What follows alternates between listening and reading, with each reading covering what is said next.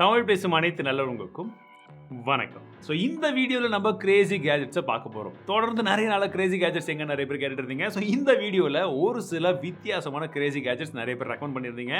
அந்த கேஜெட் தான் வந்து பிரித்து பார்க்க போகிறோம் தமிழ் டெக்ஸ்டைலில். ஸோ வாங்க வீடியோக்குள்ளே போகலாம்.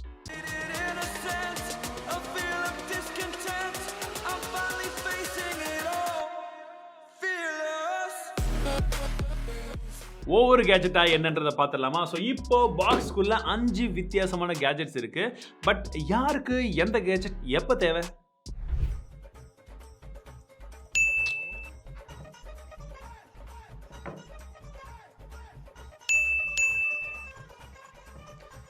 இவங்க வேற எப்பா பேசும்போது தான் யார் பண்ணுறாங்க.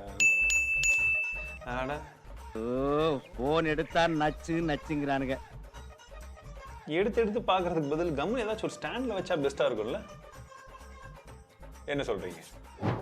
அதுக்கு தான் நம்மக்கிட்ட ஒரு மொபைல் ஸ்டாண்ட் இருக்குங்க. போன வாட்டி வாங்கின மொபைல் ஸ்டாண்ட் மாதிரி கிடையாது. இந்த ஸ்டாண்ட் கொஞ்சம் பரவாயில்லையா இருக்குது. ஏன்னா ஃபர்ஸ்ட் விஷயம், இது ஃபோல்டிங் ஃபார்ம் ஃபேக்டரில் இருக்குது. நீங்கள் வாங்கினீங்கன்னா எங்கே வேணாலும் இந்த மாதிரி மடிச்சு எடுத்துகிட்டு போகலாம். இப்படி ஓப்பன் பண்ணிவிட்டு நீங்கள் வைக்கக்கூடிய அந்த இடம், ஃபோனை வைக்கக்கூடிய இடமும் வந்து பார்த்தீங்கன்னா நல்லா சாஃப்ட் ரப்பரைஸ்டு குஷனில் கொடுத்துருக்காங்க.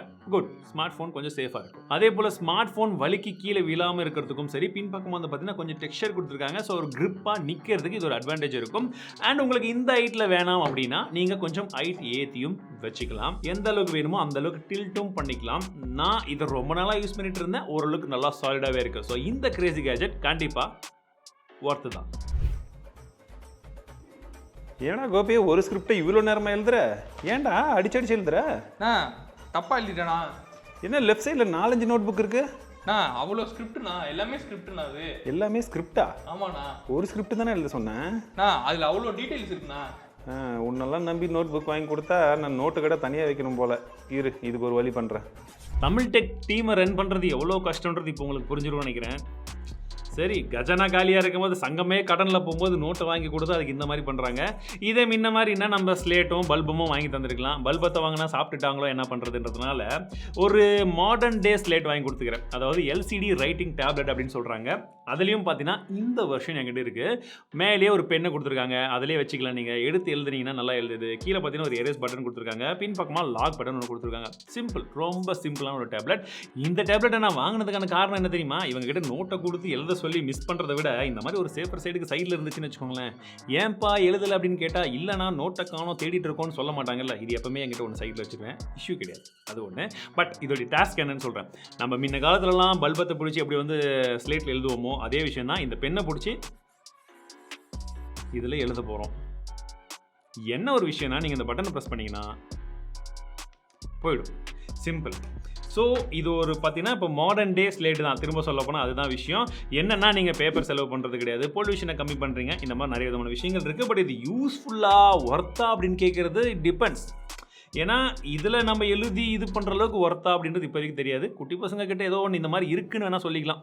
250 ரூபாய்க்கு இந்த மாதிரி ஒரு டேப்லெட் உங்களுக்கு கிடைக்குது எழுதுறதுக்கு அப்படின்னா உங்களால் அஃபோர்ட் பண்ண முடிஞ்சால் வாங்கி இருக்கட்டுமே வச்சுக்கோங்க. அவ்வளோதான் சொல்ல முடியுமே தவிர சூப்பர் ஒர்த்து இல்லை சூப்பர் நாட் ஒர்த்துன்னு சொல்ல முடியாது. ஓகே, யூஸ் இருந்தால் யூஸ் பண்ணிக்கலாம், இல்லாட்டி நோ. உண்மையாகவே ஸ்லேட்டில் எழுதுனா எப்படி இருக்குமோ அப்படி தான் இருக்கும். ரொம்ப பிரைட்டெல்லாம் இருக்காது. அது ஒரு முக்கியமான விஷயம். அதனால தான் இது வந்து ரொம்ப மஸ்ட் பைன்னு நான் சொல்லலை. ஓகே, டேய் என்னடா பண்ணுற? கேம் ஆடிட்டு இருக்கேண்ணா. ஆஃபீஸ் டைமில் ஒன்று விளையாடலான்னு சொல்கிறது ஓகே தான். அதுக்கு நீ என்ன மவுஸை போட்டு உடைக்கிற? அப்போ தான் நான் விளையாட முடியும். உங்களெல்லாம் நம்பி 2000-3000 கொடுத்து மவுஸ் எல்லாம் வாங்கினா வேலைக்கே ஆகாது. இரு நிறுத்து. எனக்கு ஹார்ட் அட்டாக் வந்துடும் போல இருக்குது. வெயிட் பண்ணு, இதுக்கு ஒரு சொல்யூஷன் பண்ணுறேன்.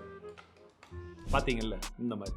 ஸோ இவங்களுக்காகவே என்ன பண்ணேன், ஒரு மவுஸ் வாங்கினேன். என்னடா மவுஸ் அப்படின்னா, நம்ம ஆஃபீஸில் ஜென்ரலாகவே வந்து பார்த்தீங்கன்னா எல்லாமே கேமிங் மவுஸ் தான். ஏன்னா அது ப்ரொடக்டிவிட்டிக்கும் யூஸ் பண்ணிக்கலாம். ஓகேவா? அதில் இருக்கிறதுலே கம்மியான விலை எவ்வளோ, 250 ரூபாய்க்கு ஒரு கேமிங் மவுஸ் கிடைச்சா எப்படி இருக்கும்? இருக்குது. ரெட் கியரோட ஒரு கேமிங் மவுஸ் இருக்குங்க. இந்த கேமிங் மவுஸை இந்த மாதிரி ஆட்களுக்கு வாங்கி கொடுத்தாச்சு. ஏன்னா சமாளிக்க முடியல.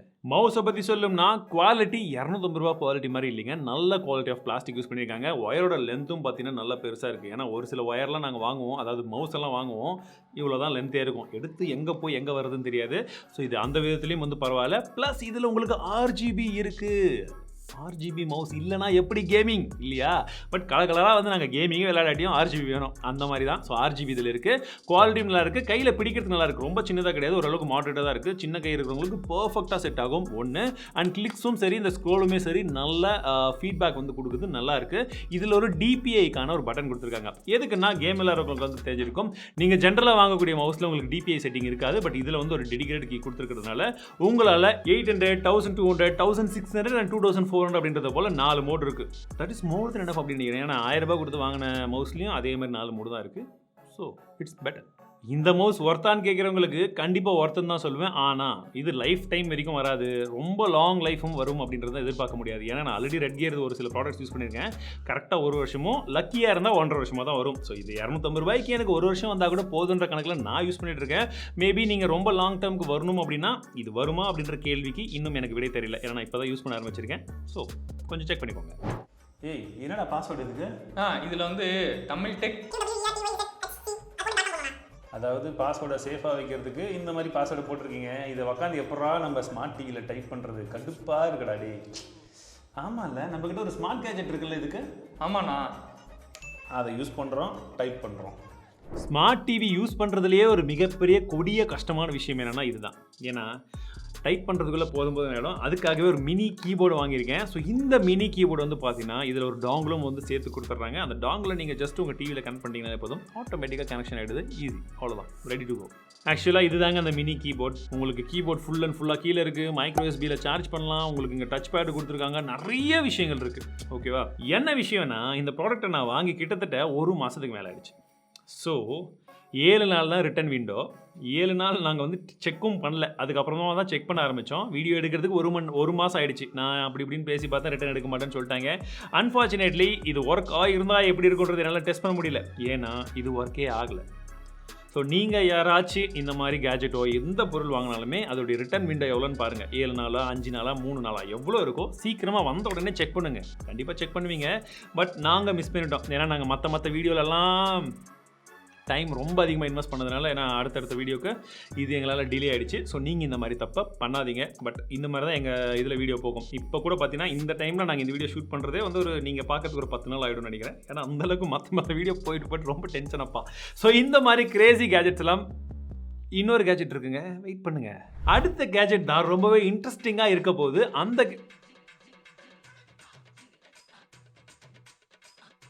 என்ன பண்ணிட்டு இருக்கான் தம்பி? என்ன பண்றீங்க?